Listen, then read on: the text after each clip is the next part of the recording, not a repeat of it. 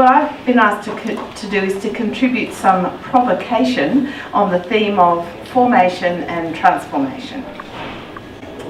And I guess as I've understood it, the question is about how, as Christians and as church, we must be formed if we are to participate in bringing God's justice, the transformation of unjust structures.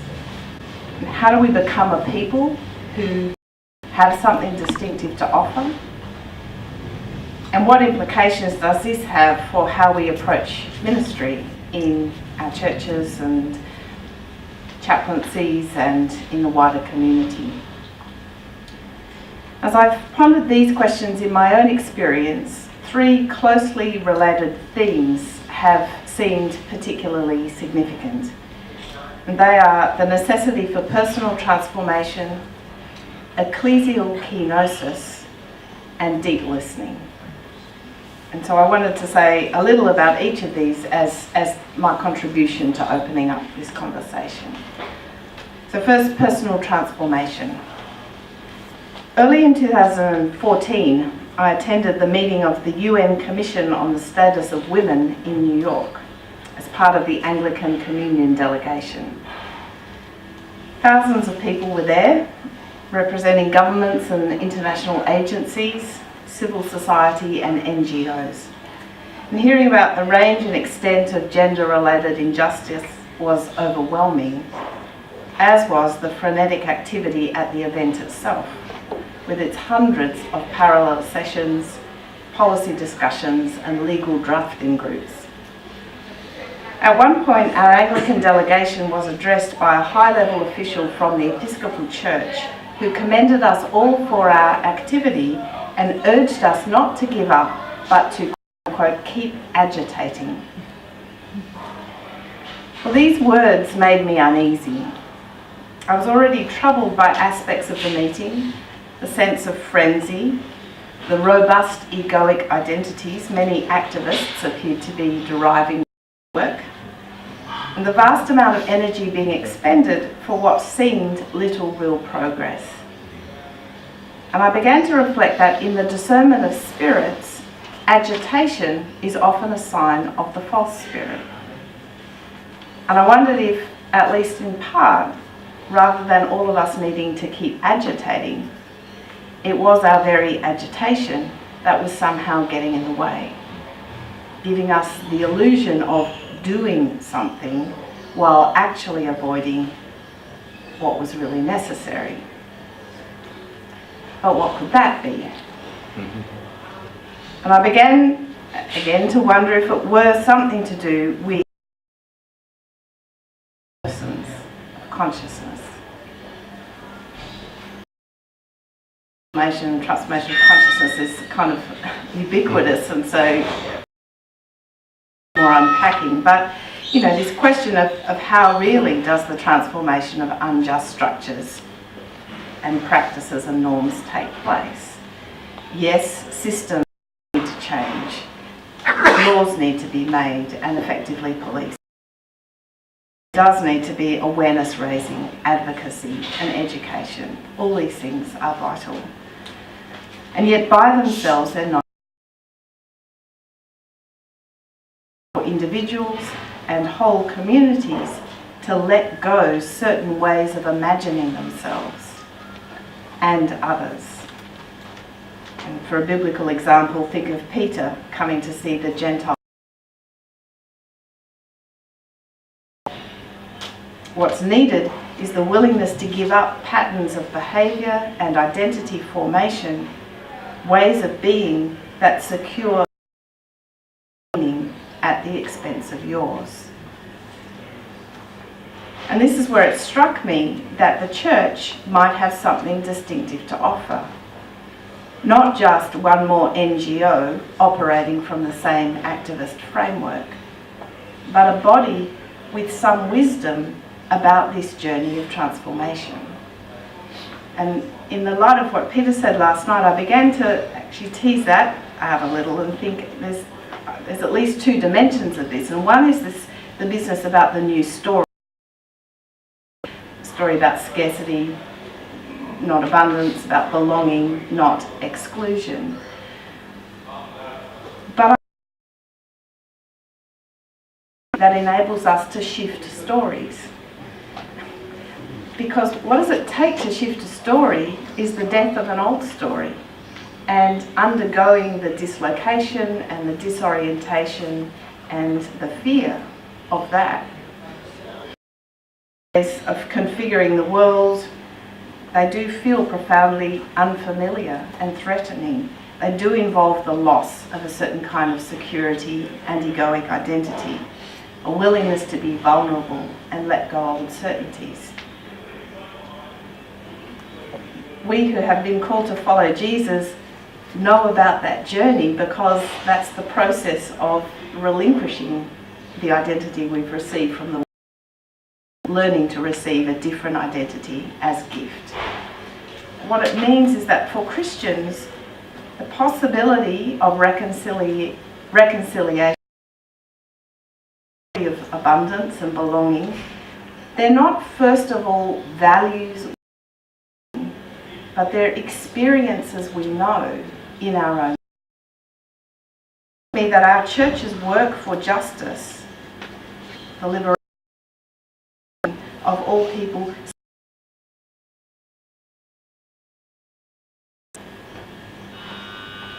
But what's a process of transformation, viewed and changed by, rather than itself becoming identity. The Benedictine teacher of contemplative said, the church can only ever communicate what process of experiencing. Our Christian activism, our desire to depth of continuing conversion, and so from humility and poverty of spirit. It emerges Christians as righteous, as people driven to certain values. And the more sincere we are, we will not enable the transformation and systems at the deepest level. We will not be liberated ourselves or capable of liberating others. Williams has said, this is not at all to argue that internal transformation is an action for justice. Rather, it is to insist that the energy we need for doing justice requires us to come through. Otherwise, our search for justice or for peace becomes another exercise of human will, undermined by human self-deception. And transformation of people at this level is vital for our capacity genuinely to participate in the work of justice. Many, in most of our communities, for continuing conversion are in fact radical and deep enough to open access to this process, this journey. So that's one thing we might reflect about. So the second, kenosis. Some time ago, I attended a meeting at what was then my local parish, a meeting of the Pastoral Care Committee. And the agenda was how to ensure that new people stayed. I felt tired immediately. At one level, the concern for the people. Had they been offered hospitality? Did they feel accepted? They're important concerns. Else driving the meeting's agenda. Things like, is our community growing and are we being seen as welcoming? self-image as inclusive, caring, and warm-hearted? It's a subtle question. English theologian Andrew Shanks has identified the issue I wanted to raise here a bit more directly in the ethical domain, but it fits, I think. And he's pointed out that when it comes to doing the right, are in most of us deeply intertwined. There's the genuine desire to, and there's the desire to be justified, innocent, to have the satisfaction of doing the right thing. And this second desire, he says, gets in the way of the first. It makes our ethical responses self-referencing, self-conscious. It distracts us, turns us away from the authentic desire to be just. Instead of being genuinely other-directed, our concern is subtly but unmistakably self-centered. Times in the church's approach to advocacy, the way the church speaks in public. We're genuinely concerned with particular issues in which we're concerned to secure our place in the world, to justify ourselves or prove our relevance. Now, I don't know that we can ever be purified degrees, obviously, and a level of awareness. Because, picking up on that Rowan Williams quote again, if powerful, authentic, transformative action for justice calls for ever-deepening self-dispossession and space for the reality of God's truth to break through, then we need to think seriously about what this means for the church as a body. How does the church itself in service of a universal, non-tribal community? There are examples, and this diocese is a beautiful expression of that, I think, of church communities willing to be involved in coalition or brokering connection and not knowing what the right is doing, and things like participation in the Brisbane Alliance or whatever are instances of that kind of willingness. My community, Benedictus, we seek to empower people for their vocations in the world. So rather than lay formation being code for come and read the Bible, forming people and empowering them for their work in the world. A more difficult issue, it seems to me, concerns the question of language and the question of the kenosis of Christian discourse. Dietrich Bonhoeffer famously reflected on the language of Jesus as being essentially non-religious. Jesus spoke not about God.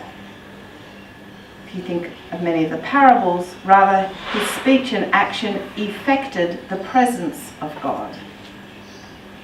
And Rowan Williams has spoken of how the history of Jesus enacts a judgment of tribalised and self-protecting religion on the confusion between faith. And on this understanding, the point of Christianity is not to generate and secure a space in the world for what he calls a particular specialist discourse. It's to create access to the new possibility for human being and belonging in which all may share. Now, of course, Christian language and doctrine emerges from this encounter with Christ, and the point of this language is to seek to express and make communicable what's happened and the new creation. But we seem to be in a context, as was Bonhoeffer himself,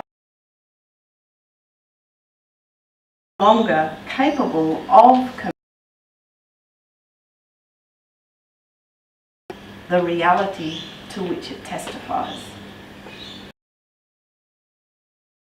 It helps to use it when about questions of justice and the common good. To speak about what Christians believe. Created us for X. Does it get to continue using?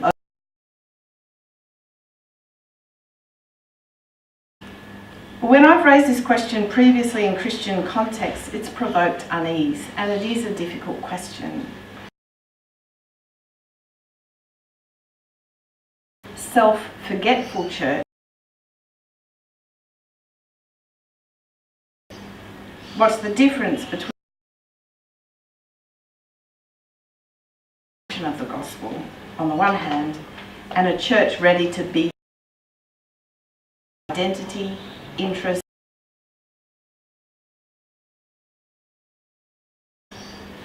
seeking to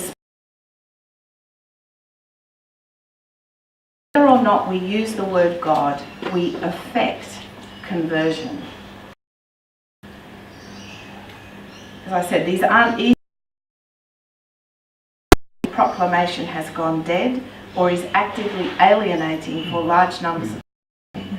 This seems to me one of the primary issues for mission in our day. And third, discernment. How do we discern what we are called? Texts.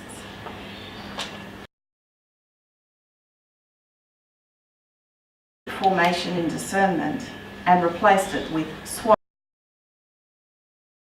And if ever the notion of discernment is invoked, it's usually by someone claiming to have a private hotline to the Spirit. A committed, prayerful, communal, a non-anxious, heart-awakened community prepared to listen and wait without rushing to fill the space. It involves unavoidable conversation, a high tolerance for holding what is unresolved, and mature spiritual leadership.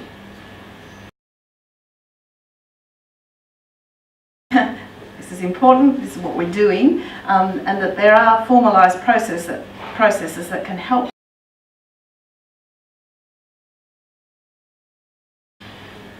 But I think for these to be effective,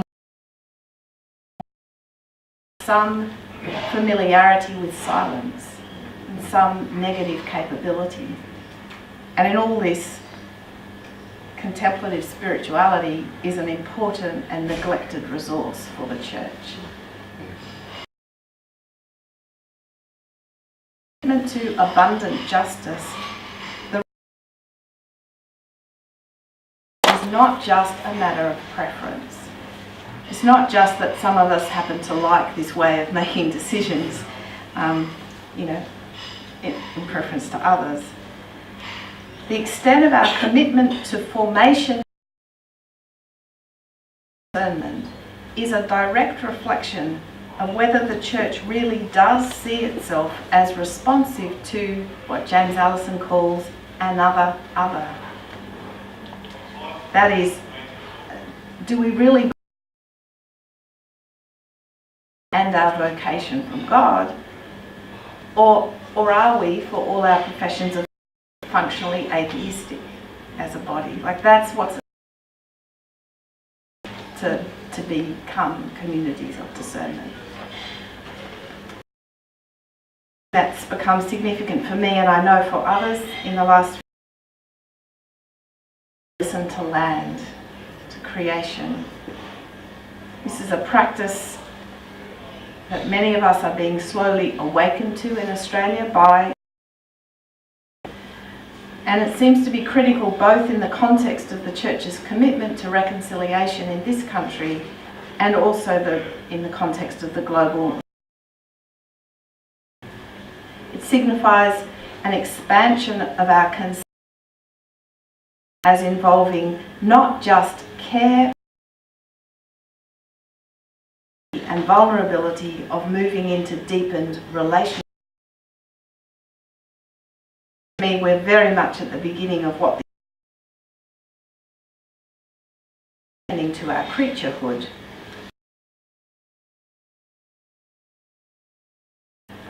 So, personal transformation, deep listening. These are things that shape